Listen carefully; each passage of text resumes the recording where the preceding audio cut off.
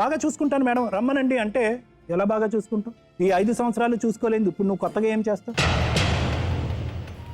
ఇతను ఒక మట్టి ముద్ద. ఆ మట్టి ముద్దని వాళ్ళ ఇంట్లో వాళ్ళు ఎవరికి కావాల్సినటువంటి పద్ధతిలో వాళ్ళు మలిచేసుకున్నారు, వాళ్ళు మౌల్డ్ చేసుకున్నారు. ఒకరికి ఈ బొమ్మ కావాలంటే ఆ బొమ్మ తయారు చేసుకున్నారు, ఒకళ్ళు ఈ బొమ్మ కావాలంటే తన.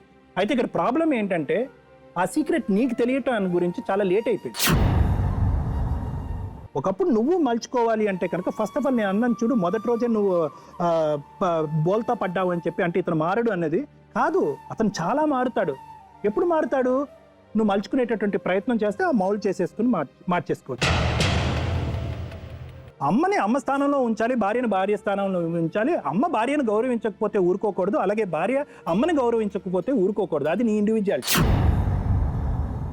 ఇండివిజువల్ సైకోథెరపీ అని ఒకటి ఉంటుంది మేడం. అంటే ఒక వ్యక్తికి తనంటే ఏంటో అనేది తెలియపించటం అనేటువంటిది ఇండివిజువల్ సైకాట్రీ. అంటే కొద్దిగా అమాయకత్వంతో ఉండేటటువంటి వాళ్ళు, ప్రపంచ జ్ఞానం గురించి తక్కువ తెలిసినటువంటి వాళ్ళు, కుటుంబ వ్యవహారాల గురించి అంత ఆలోచించేటటువంటి వాళ్ళకి ఇటువంటి వాళ్ళకి ఆ కౌన్సిలింగ్ ఇవ్వాలమ్మా. వాస్తవానికి మనం అందరం చేసేటటువంటి చిన్నపాటి పొరపాటు ఏంటంటే కనుక ఇక్కడ ఇతనితో మాట్లాడుతున్నాం, ఇతను కాదు, మనం మాట్లాడవలసిన వాళ్ళు ఈ రోజు ఇక్కడ కూర్చుని లేరు. వాళ్ళని ఫస్ట్ మనం ఏం చేయాలి అంటే, మీ అబ్బాయి అంటే మీకు ప్రేమే, మీ బామ్మరిది అంటే నీకు ప్రేమే కాదనట్లేదు, కానీ వాళ్ళ జీవితాన్ని వాళ్ళని జీవించండి అనేటటువంటి రిక్వెస్ట్ మనం ఈరోజు చేయాలి. మీరందరూ అక్కడే ఉండండి. ఏ మనుషులు ఏ స్థానంలో ఉండాలి అన్నది మనం మేడం గారు మాట్లాడతారు రాజేష్తో ఫోన్లో. అది ఒక మాట మాట్లాడుకుందాం, అతని దగ్గర నుంచి ఒక వాగ్దానం తీసుకుందాం, అది రాతపూర్వకంగా కూడా మనం తీసుకుందాం. దాన్ని బట్టి ఏంటంటే అప్పుడు మీరు కొద్దిగా ఒక కాన్ఫిడెన్స్తో ముందుకెళ్ళచ్చు. అది నా ఆలోచన. నాగరాజు గురించి చెప్పండి. ఇక్కడ వీళ్ళ సమస్యలో తీసుకున్నట్లయితే ఇక్కడ నాగరాజు అనేవాడు అమాయకంగా మాట్లాడుతున్నాడు. అంత అమాయకుడు అని అనుకోవడానికి లేదు. ఇంటి దగ్గర బహుశా చిన్నగా హెరాస్మెంట్ లాంటివి కూడా చేస్తాడేమో అని డౌట్గా కూడా ఉంది. ఈమె కేసు పెట్టింది 2014లో కేసు పెట్టావు కదమ్మా ఒకసారి టీవీ. ఏదైనా ఒక స్త్రీ ఒక పెళ్లి చేసుకుని తల్లిదండ్రుల్ని అప్పటిదాకా పెరిగిన వాతావరణం వదులుకుని నీ దగ్గరకు వచ్చింది, అవునా, కట్న కానుకలు అవన్నీ ఇచ్చామని చెప్పేసి ఇక్కడ కేసులో ఈమె రాసింది చూసారా.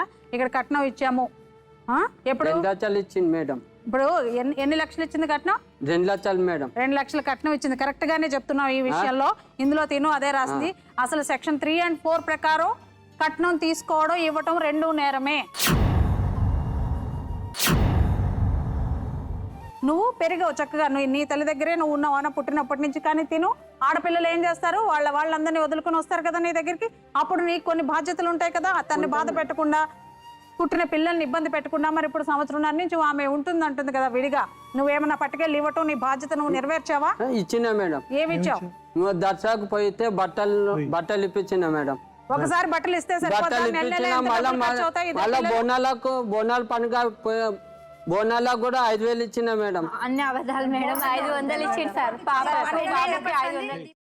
అమ్మా, అలాంటి వాళ్ళది నిజమైన ప్రేమ కాదు, అది వ్యామోహం. ఎగ్జాక్ట్లీ చిన్నత్త, నిజంగా ప్రేమించుకున్న వాళ్ళు అలా చేయరు.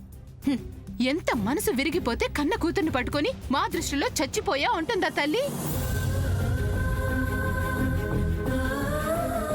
అది సరే అమ్మా, తన కూతురుతో తన మాట అనేటప్పుడు ఆమె మాటల్లో వ్యథ, కళ్ళల్లో బాధ గమనించావమ్మా? పెద్దబాబుకు బర్త్డే విషెస్ చెప్పు కూడా వెళ్ళాం కదా.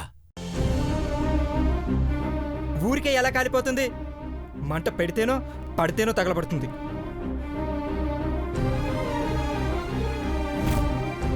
కరెక్ట్ చిన్నబాబు, నీకొచ్చినట్టే నాకు డౌట్ వచ్చింది. పార్వతే షర్టును తగలబెట్టిందనుకుంటా.